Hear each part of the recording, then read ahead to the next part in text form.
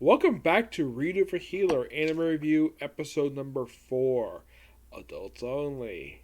Yes, because I do not want little kids to listen to what I say because some of the stuff that I say relates to the series is very inappropriate for kids to hear about, and also because basically the series is very adult oriented. Yes. Now, I'm discussing particularly two very dark sexual scenes happening, of course, in episode 11 and 12 in this series. And, of course, basically, last two episodes discuss, which, if you're curious, though, what are the names of these two episodes? The healer is troubled by Norn's brutality, and the hero starts a new journey. Yep. We finish up the adaptation of Book 3, which shockingly, the anime covered pretty much everything from what I read from the fan translation of this book. Excuse me. Yeah, they covered pretty much everything in just 5 episodes. That's shocking given the fact the book itself is only about 7 pages longer than the last book. And the last book, Book 2, was covered in 3 episodes.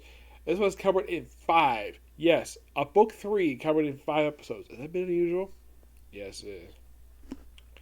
So we begin where we left off last time, where Blade is simply pinned down with blades in her hands, and of course, Karu, he basically in a way breaks her legs because she can't move, and finds out that she was one of the people. Apparently, he finds out as a woman because he transformed himself as a woman last episode in order to get the blade.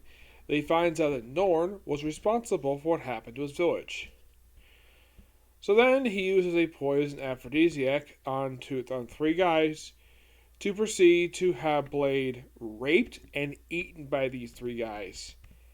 And while this is going on, we see Karu just eating some meat. And this happens right in front of him. Yes, he has a lesbian subject to rape and murder right in front of him. Apparently, he has no problem with it at all.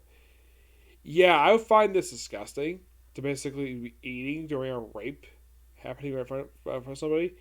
Yes, but for him, it's not much issue because basically because he sees this as penance for someone who's really an evil person. Now, of course, he just did this in the previous episodes to that evil jerk captain who he transformed into a woman and got raped by 3 guys. Yeah, it's very similar to that, and thank God this was censored. And then immediately afterwards, the very next day, he goes shopping with Eve. And of course, Frey is there too. He goes back to his friend he met just in the previous episodes. And then Hawkeye shows up. You're thinking, Hawkeye, you mean the Marvel Comics superhero? Nope. It's a archer, yes, an archer, who wields a sword too, because if you listen to the next episode, he apparently he just spots the fact that he knew he was watching the army coming in. I'm like, okay, interesting. And also, like, in fact, he's an alchemist. It's a pretty good conversation. Even offered him a position with the army. He says no because he likes traveling and doing his own thing. Okay. And of course, the shop owner, who's a friend of his, is like, oh yeah, you could basically do it. And then, of course, well, after Freya arrives, then of course they leave. And of course, then Norn proceeds the very next day. Apparently, her plan is to simply cause a search and destroy in the entire city. Basically, she wants to massacre the entire population of the city because the human city dare to conjugate with demons or demonic beings per se. And thinks, oh yeah, these people are brainwashed, massacre the entire population. By the way, also when Kira when the sword here got killed, her Ragnarok sword transformed into a ball and then transformed into a glove. If you watch the opening title sequence, basically, Kira was wearing his glove in all the opening title sequence in the entire series. And you're wondering, why the heck are they showing this early for if you read the books? Like, you read the books, like, why are they showing this in the opening title sequence in episode 1, and he doesn't get to episode 11? Yeah, that makes no freaking sense at all. If I were people who made this anime, I would have that censored. I would have that covered in darkness, basically, until is actually debut in the anime, but nope, we have to show it in the opening title sequence episode 1. Yeah. So after he gets to the object, he proceeds to Then, of course, Norn is basically like, you humans brainwash. I'm going to kill you. I'm having you all murdered right now in front of me. I'm basically going to enjoy it. That's basically how Norn talks. And then proceed to have there's a massacre. She smiles. Some of the people living there try to attack her, but Hawkeye defends her. And then, of course, you have Kiru basically where he's like attacking the soldiers, saving a goblin and a human, though he couldn't save his friend in time. He was not happy.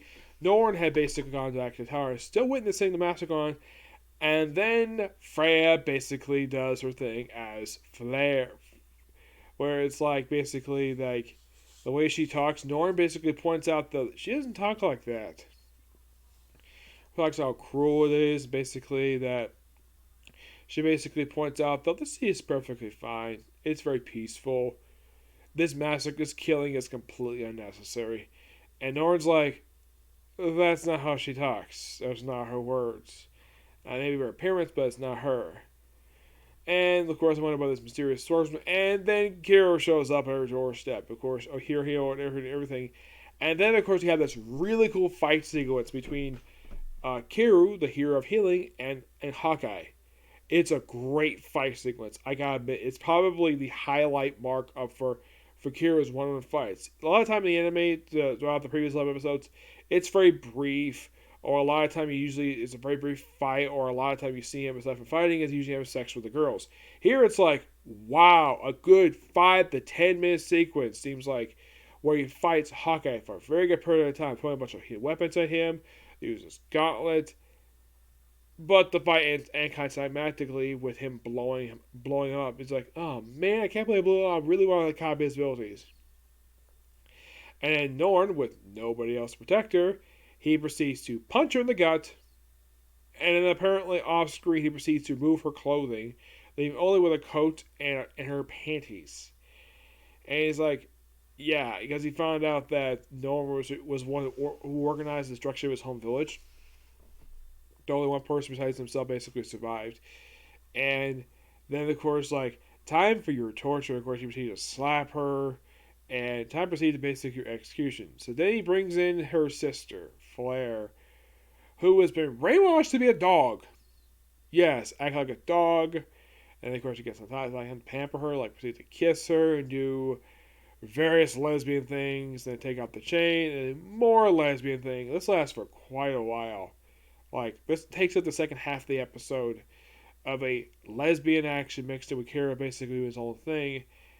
And then, of course, then we have it where he proceeds to change her face and wipe her memory.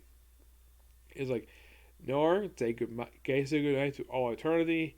And then he pretty much basically erases her memory and changes her personality to that of Ellen. She's no longer Norn, the daughter of the king of the kingdom. She is now Ellen, Kiru's long-lost sister. And apparently the girls, she ran with the girls, like, and apparently have no problem basically with this. And of course, Kiru, she shows up, basically like introduced to Ellen, like, oh, this is your long-lost sister, okay. And of course, everybody buys it. And of course, because she was worried about him, he's like, oh, thank you. Kisses her and then proceeds to have a 5-way with the girls. No, seriously, that's what he does. Eve watches and basically does herself. I'm not going to describe exactly what she does. Yes. I'm like, Kira, you lucky guy. You got 5 women. You got 4 women to have sex with you. Like, damn. Okay. Yeah, even though that 2 of whom basically he had altered their memories. The other 2, not really, no. Then, of course, they decided to go on to the next town. And with Bullet dead, and of course Hawkeye dead, with Blade, Hawkeye, and a few people basically knocked out of the way, he's like, okay, there's still one more person left to go, because they're sure he will take care of Norn. All that's left is the creepy, gay, pedophile Bullet. He is the only one who's left, and here's the weird thing about this guy. He only pops up in the flashback episode. He pops up in episode 1. He pops up in 3. After that, nothing for him until like episode 12. He finally shows up present day. Schemes because of this monk who's obsessed with Kiru. And he's tasked with King to find Kiru because he dare take his daughters from him. Yep. and then proceed to go to the next town, and that's where the series ends, right there. Well, I say series because there's no announcement of season 2. I gotta say, episode 12 was really good. Yeah, the second half of the first half of the episode was really good. Second half basically was typical Ryu over healer stuff. But that's pretty much it to talk about when it comes to these last 2 episodes.